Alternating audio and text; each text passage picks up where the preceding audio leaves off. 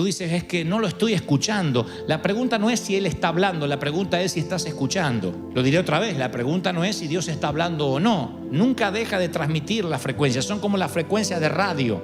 En este momento estamos con un montón de ondas televisivas y radiales que están cruzando esta arena. Tú dices, pero yo no escucho ninguna radio. No, porque no estás sintonizando ninguna de esas frecuencias y dejas de oír su voz.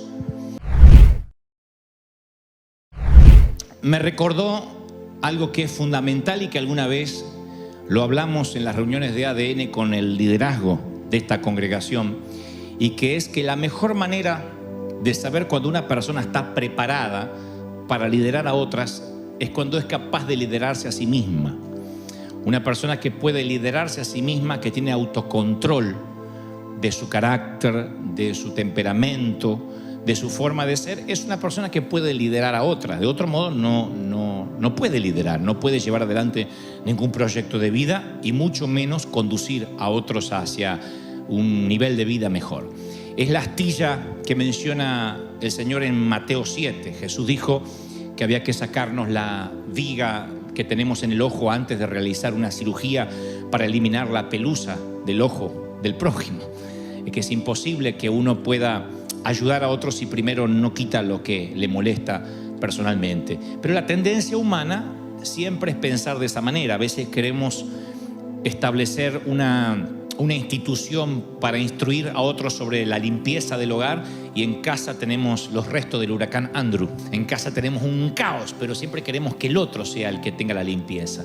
Aconsejamos a otros sobre las incapacidades y a veces nos mantenemos ajenos a las nuestras, a las propias, a nuestros problemas, ¿no? El Señor lo dijo: ustedes, fariseos, le imponen cargas a las personas que ustedes mismos no pueden llevar, no pueden cargar.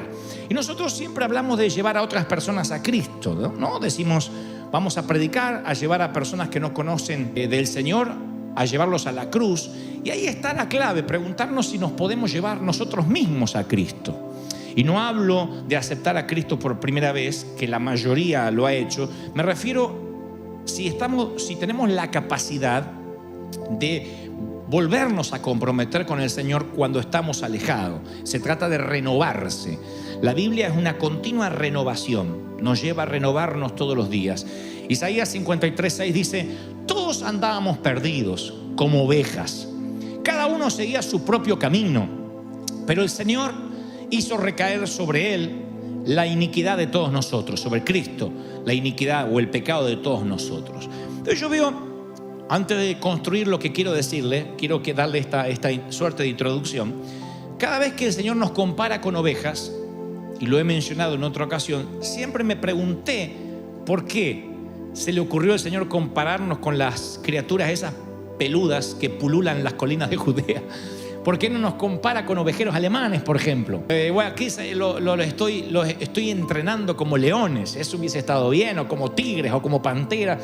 Pero ¿por qué el Señor nos compara con ovejas? No es muy halagador, porque las ovejas son frágiles, vulnerables, son un tanto torpes. Nadie diga amén, pero si nos compara con ovejas, somos propensos a accidentarnos, a perdernos, a descarriarnos.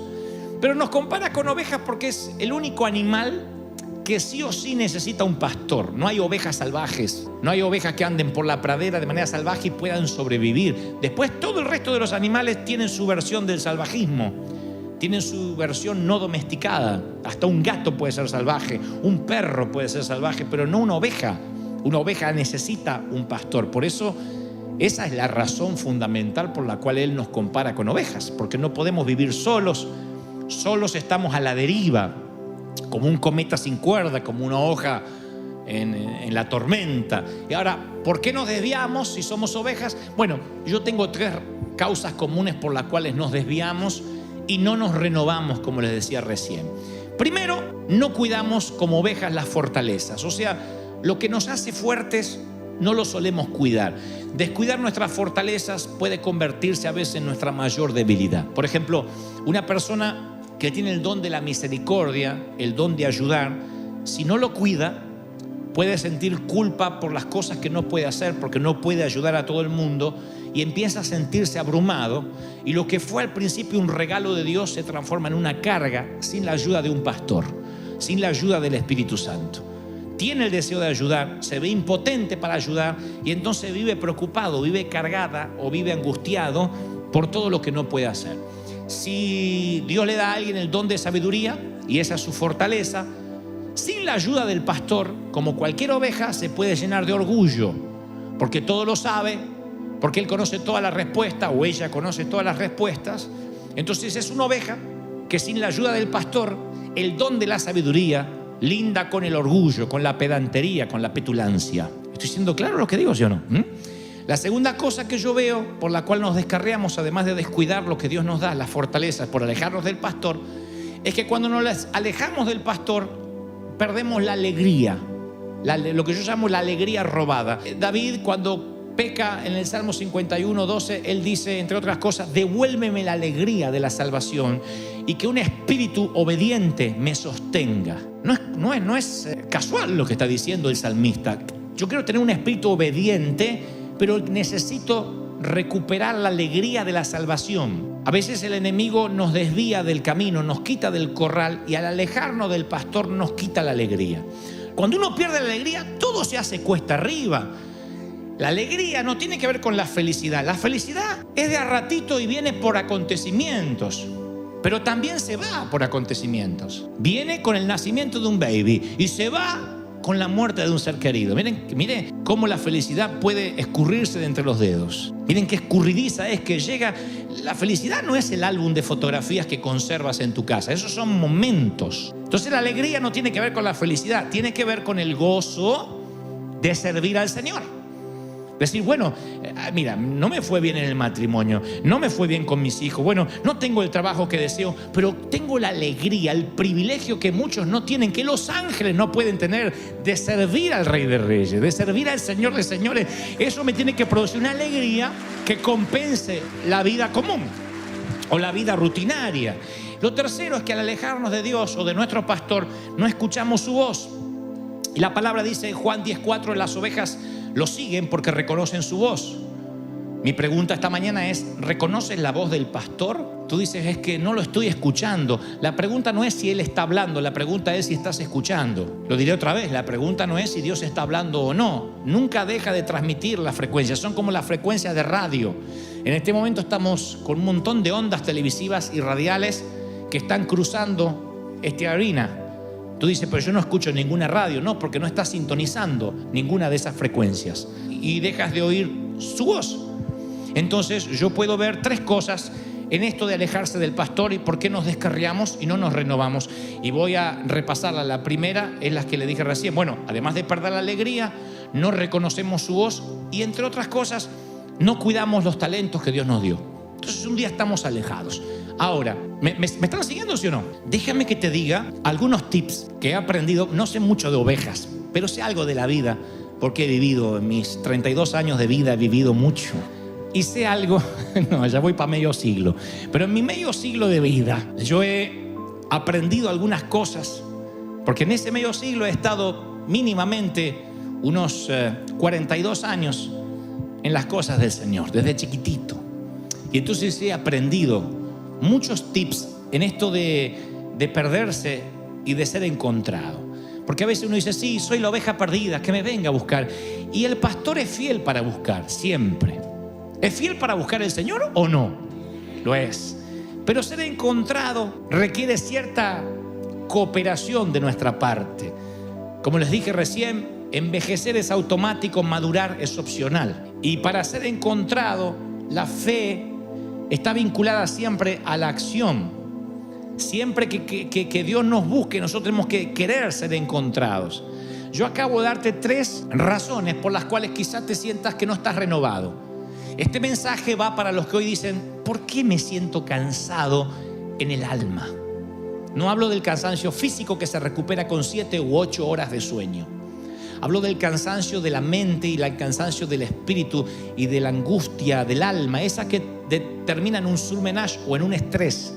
Y nos volvemos unos amargados, unos torpes, unos petulantes. Por eso decía al inicio de este mensaje que la capacidad de liderar se ve cuando podemos autoliderarnos primero nosotros.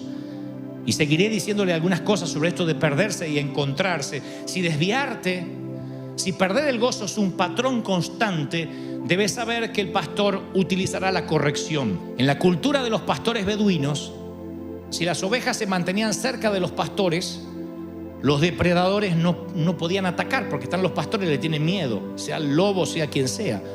Pero los depredadores son pacientes y esperan que las ovejas se desvíen. Así que cuando alguna oveja se desvía, el pastor deja las 99, como dice la parábola, a campo abierto, y va a buscar la desviada, la perdona, la ama, la carga sobre sus hombros y dice: quédate aquí, porque si te vuelves a desviar del resto de las muchachas, puedes perder tu vida. Pero si el pastor ve que esa oveja es propensa a desviarse, que hace 5 años no cambia la oveja, 4 años y hay que hablarle de lo mismo y de lo mismo y de lo mismo y de lo mismo, y todo lo toma personal y todo esto lo toma que es para en contra de él o en contra de ella. Hay gente que no cambia nunca. Así va cambiando, se va volviendo más viejo, más vieja, se va volviendo más intransigente, se va volviendo más... Y hay gente que va cambiando para mejor y otros que van cambiando para peor. O evolucionamos o involucionamos. Entonces cuando el pastor ve que la oveja se desvía 1 y 2 y 3, si hay un depredador astuto escondido entre los arbustos, dice: ahí tengo a una. Esta en cualquier momento se desvía, deja de escuchar la voz del pastor, no cuida sus talentos. En algún momento pierde la alegría y se desvía. Acá la tengo. Y ya prepara el aderezo para ver qué le va a poner picantito, porque va a almorzar oveja. ¿Qué hace el pastor? Antes que se almuercen a una de sus ovejas, dice la palabra, y aparte lo dicen los pastores beduinos, ante esta tendencia fatal que tiene la oveja, va y le dice: esta ya no se desvía una vez, se desvía 2, 3, 4, 5, es un deporte para ella. Entonces la agarra y hace ¡trac! Y le quiebra la pata. Es bíblico. Nada más que te la tengo que quebrar así porque no puedo con el brazo, pero de alguna forma te la quiebro, dice la palabra. Le quiebra la pata, le rompe la pata, comienza una lucha. El pastor metódicamente va a entablillar la pata rota, la envuelve en gasa y vuelve al rebaño cargando a la descarriada oveja sobre sus hombros. Esto lo dicen cuando estuvimos en Israel, nos contaban los guías. Así se sigue haciendo con las ovejas rebeldes. Pues yo le pregunté: ¿qué tal eso de la parábola que le quiebra la pata? No, es verdad, es la disciplina que tiene que usar el pastor con las ovejas. Le digo: pero es un castigo. No, dice, es que al quebrarle la pata a una oveja y después la sana, porque el pastor no la deja hasta que la curación se complete, cuando la ovejita puede sostener su propio peso, en el proceso de sanación se produce una transformación en la mente de la oveja. La vieja tendencia, me desvío, va cambiando, y si me desvío me rompen otra pata. Su tendencia cambia y su tendencia es a mantenerse cerca del pastor. Después es la oveja que camina acá, íntimamente, es la más íntima, es la que nunca más se despega del pastor. Ustedes dirán: es la que debería, ¿qué te pasa, loco? A ver si me la quebras de vuelta. No, se pega, porque la oveja logra entender que le quebraron la pata a causa del amor, para que un depredador no se la almuerce. Lo entiende, una oveja, un animal, un cuadrúpedo lo entiende, Ahora, en el momento de la lesión, estoy seguro que la oveja pensó algo distinto. En el momento que te están quebrando la pata, no está diciendo: ay, pastor, quiébremela. No está diciendo eso, se enoja, maldice, pero ahora menos se puede alejar del pastor porque es el único que la puede curar. Eso es lo que dice el Señor que hace. La fe es vivir anticipadamente lo que entenderemos después. La corrección es sinónimo de protección. Entonces a veces, algunos de nosotros, Dios nos tiene que hacer ¡trac! Y decimos: pero ¿por qué tuve que perder el empleo? ¿Por qué? ¿Por qué me pasó esto en el matrimonio? ¿Por qué me pasa esto con mis hijos? Y si miramos hacia atrás de manera autocrítica, vamos a descubrir que tenemos una tendencia a perder el gozo de servir, a dejar de oír su voz, a no cuidar los talentos que Dios nos dio. Entonces ya no somos la oveja que cada 10 años se descarría un poquito, sino que vive descarriada y cada 10 años se acerca un poquito. Cuando la tendencia es a la inversa de como debería ser, el pastor que te ama tanto te quiebra la patita, te trae en los hombros y por la montaña a buscarla fue. La encontró de novio con un inconverso, le quebró la pata, la trajo de vuelta y al redil volvió. Creo que cuando el Señor ve que hay una tendencia, ¡trac!, nos quiebra y nos trae de vuelta y nos pegamos íntimamente a Él. Lo segundo que yo descubrí, e insisto, no porque conozco de ovejas, sino porque conozco de caminar con el Señor algo, es que el camino que transitamos es nuestro destino. Si una oveja se desvía y se desvía y se desvía, tarde o temprano va a llegar a Egipto y no a Israel. Si te estás desviando y todo el tiempo estás perdiendo el gozo, no te van a recordar como un buen padre. Te van a recordar como un padre que quiso tomar el camino correcto, pero que se equivocó. Supongamos que hay una mujer soltera que dice: yo quiero enamorarme de alguien que realmente vaya en la dirección correcta. Quiero enamorarme de alguien que me comprenda, de alguien a quien ame. Esa es su intención, pero luego en el camino se mete con el primero que se le cruza solo para no sentirse sola. Y entonces ella descubrirá que Egipto está apenas bajando la calle. Un día se encuentra desviada, perdió la manada y no sabe cómo llegó hasta ahí. O supongamos que un esposo dice: yo quiero que mis hijos me respeten cuando crezcan, pero sus hijos ven que él pierde la paciencia con frecuencia y siempre anda con sujeta la va a quedar así cuando la agarre, dijo la mujer. Sus hijos dicen: papá intenta, pero Asiria está a la vuelta de la esquina. Supongamos que un joven cristiano dice: yo realmente deseo desarrollar una intimidad profunda y duradera con Dios, pero todos los días se levanta tarde, mira su Facebook, sus redes sociales, vive atado al celular. Mi querido, por más que quieras tener una relación con Dios, Egipto es la próxima salida del freeway. Los recién casados deberían tener una seguridad económica a la edad de sus padres. Sin embargo, no planifican nada, compran todo lo que ven, se meten en créditos, en abusos de tarjetas de crédito justamente. Y yo les diría: espero que hayas empacado bien para las tormentas de arena que te van a tocar en Egipto y Asiria, porque te estás desviando. Entonces, cuando veo a una oveja que tiene una tendencia para desviarse a Egipto y a Asiria, lo más probable es que el Señor tenga que corregirte con la pata quebrada y traerte de vuelta. ¿Qué trato de decir? Que a lo mejor esto que te está pasando no es una causal de que el enemigo metió la cola necesariamente, sino que Dios te corrigió porque te ama demasiado. Muchos están trabados en sus estatus sociales. Me consta, el Espíritu Santo me ha dicho: no ores porque no va a tener los papeles, porque en cuanto tenga los papeles lo perdés de la iglesia, lo pierdo del rebaño. Otros necesitan cargar con un cuerpo frágil, porque si su cuerpo fuera fuerte, le darían la espalda de manera inmediata a Dios. Pablo pide 3 veces ser librado de una debilidad.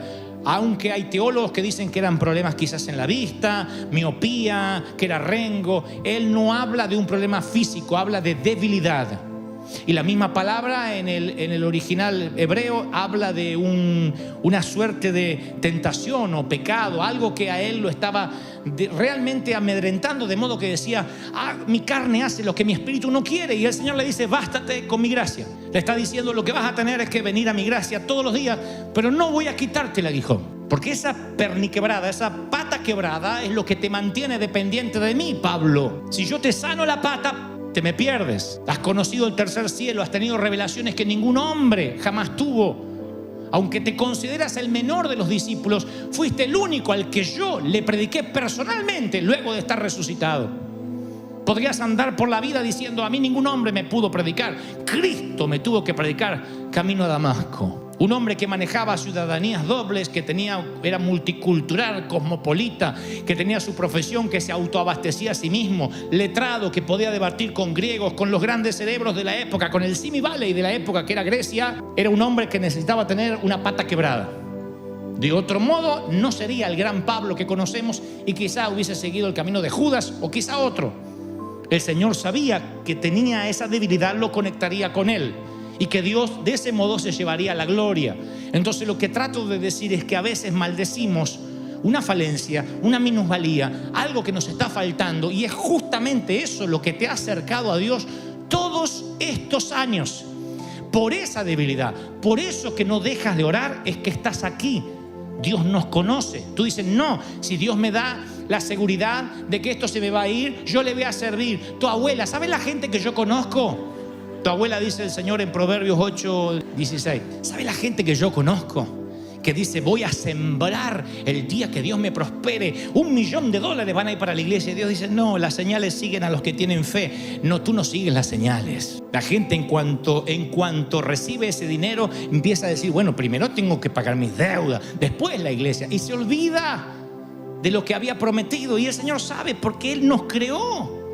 Él sabe que nosotros inmediatamente tendemos la tendencia a alejarnos del Hijo. Mira, voy a contarles esta maravillosa historia en los últimos 2 minutos. Un viudo rico tenía un hijo al que amaba profundamente.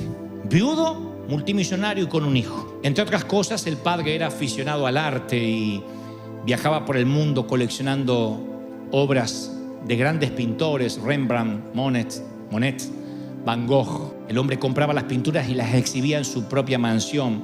Así que cada vez que volvía de un viaje, ponía en su propiedad aquellas atesoradas pinturas.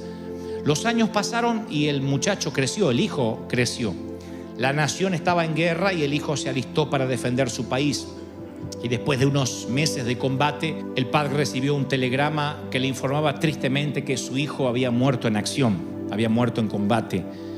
Con eso al padre le llegó el desánimo y el duelo, y varios inviernos pasaron, y con el dolor el padre no lograba sobreponerse, no lograba elaborar su duelo de perder a su único hijo, su única sangre. Una Navidad, porque la historia es real, una Navidad, un soldado se presenta a su puerta, era jovencito, y le dijo: Señor, dijo el joven, yo estaba en el mismo pelotón de su hijo durante la guerra, nos hicimos muy amigos, y a menudo él me hablaba acerca del amor que usted tenía por el arte.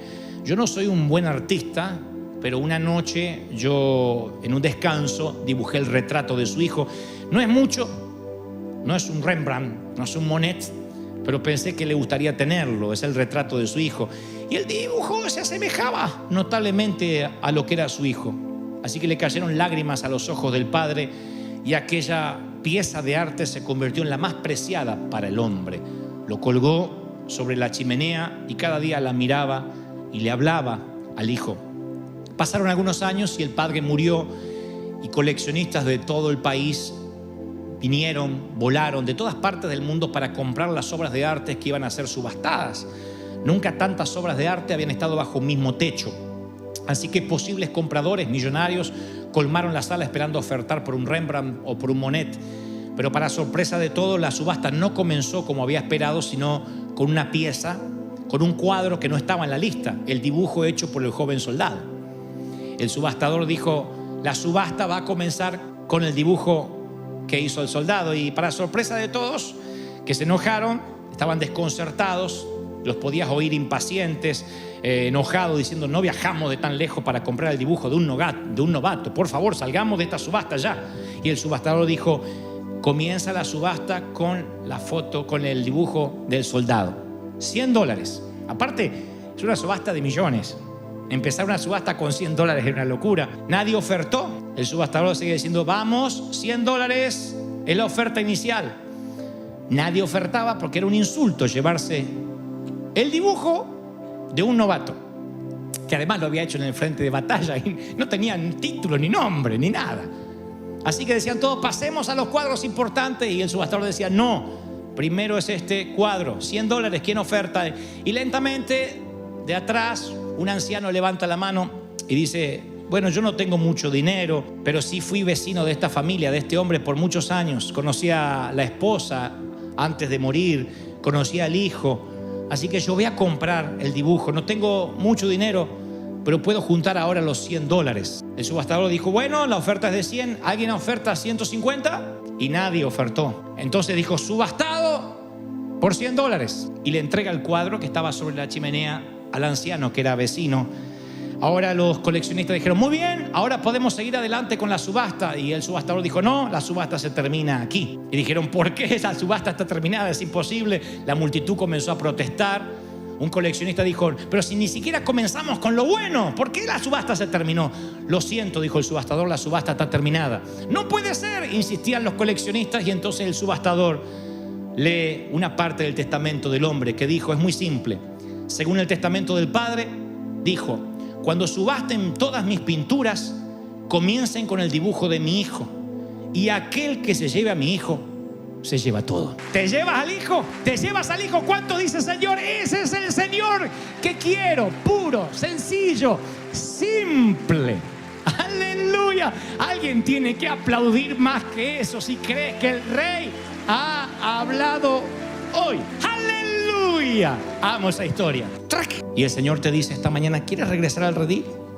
¿Quieres volver a casa? ¿Puedes liderarte a ti mismo para volver a casa? ¿Quieres volver a casa? Te propongo un camino de regreso a casa. Cerca del Hijo y te llevas todo. No hay nada mejor que estar cerca del Hijo, aunque tengas que venir cojeando. Pero es maravilloso cojear, porque significa que es la marca que tuviste un encuentro con Dios. Gracias por llegar hasta el final. Si esta palabra tocó tu corazón, te animo a seguir escuchando lo que Dios tiene preparado para ti en los siguientes videos.